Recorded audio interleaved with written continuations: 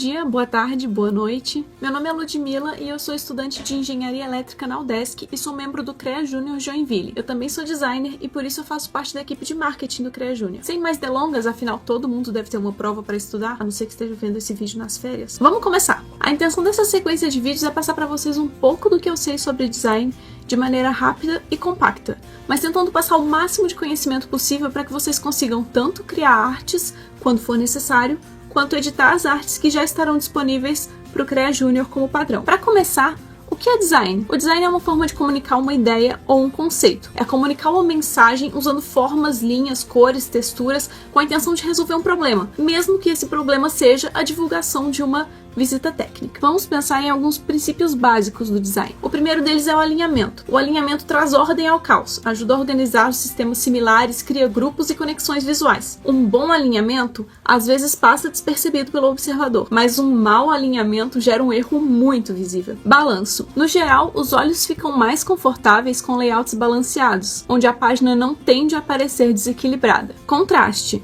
O contraste ocorre quando dois elementos são diferentes, seja pela forma, pela cor, pelo tamanho ou qualquer outra característica. Quanto maior a diferença, maior vai ser o contraste. E uma dica é deixar o contraste bem óbvio, para que não pareça que foi um erro seu. Utiliza-se o contraste para direcionar o olhar do observador, e você pode então dar mais ênfase numa informação que é mais importante. Mas é melhor usar o contraste com cuidado, porque se várias informações tiverem contraste, o observador pode ficar confuso e não saber por onde começar ou qual é a informação mais importante.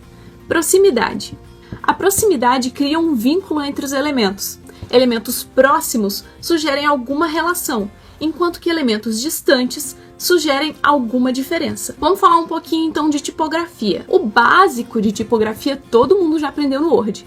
Eu imagino que todo mundo já conhece várias fontes, já sabe vários tipos de alinhamento, e a forma de usar esses alinhamentos na arte vai depender realmente do equilíbrio que o texto precisa ter com os outros elementos. Eu só gostaria de ressaltar uma característica bem interessante das fontes, que as fontes serifadas tendem a funcionar melhor em arquivos impressos, enquanto que as fontes sem serifa funcionam melhor para a web.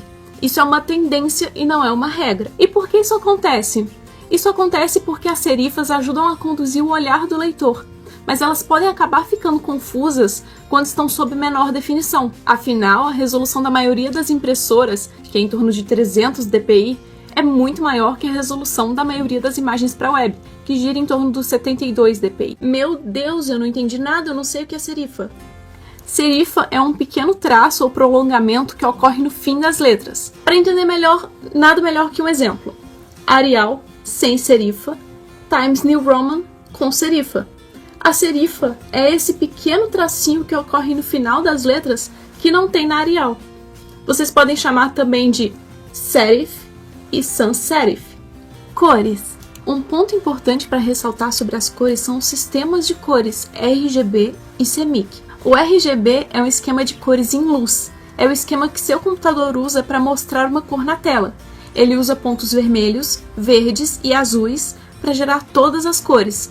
Portanto, o RGB é usado para a web. Já o CMYK é um esquema de cores em tinta. É o esquema de cores que a impressora vai usar para te mostrar a cor no papel impresso, usando as tintas ciano, magenta, amarelo e preto. Portanto, o CMYK é usado para impressão. Mas se eu estiver desenhando no computador uma coisa que vai ser impressa, eu não vou estar vendo as cores em RGB? Sim, e é por isso que toda impressão deve ser feita com cautela. Se houverem cores pouco contrastantes, havendo risco de que não fique legível, ou se acertar o tom da cor na impressão for muito importante para o projeto, eu sempre sugiro que se faça uma impressão de teste antes de se fazer a impressão em massa, porque é muito comum que as cores apareçam muito diferentes na impressão e na tela do computador. Um último conceito que eu gostaria de passar aqui é o conceito de espaço negativo. O espaço negativo é todo o espaço na arte que não tem nada além do background. O espaço negativo ajuda a deixar o conteúdo mais organizado e legível. Ou seja, você não precisa colocar todas as informações de forma que preencha toda a página. Algum espaço em branco alivia a arte e torna mais agradável. Lembre-se que no design quase sempre menos é mais. Lembrando que nada no design é regra.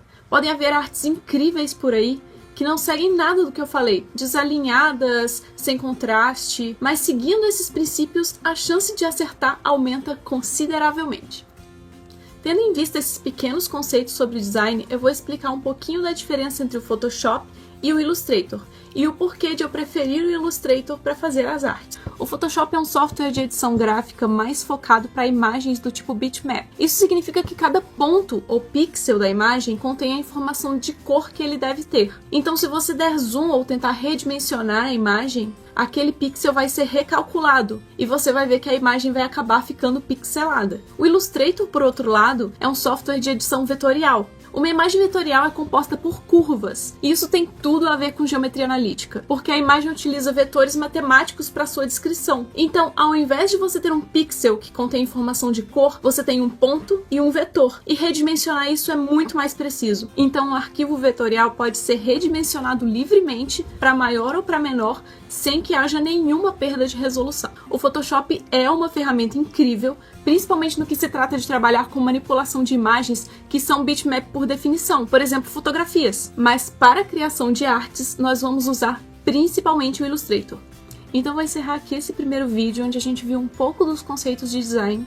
E antes de assistir ao próximo vídeo, eu gostaria que cada um abrisse o Illustrator e tentasse fazer alguma coisa, mesmo que seja seguindo algum tutorial no YouTube. Pesquisem sobre as ferramentas e o que é possível fazer, porque a partir da próxima aula a gente já vai começar a editar as artes padrão do Crea Junior, e é bom que vocês já tenham alguma noção de como é o programa. Eu vou mostrar passo a passo tudo que eu fizer, mas quanto mais noção vocês tiverem do programa, mais fácil vai ser para vocês acompanharem. Até a próxima!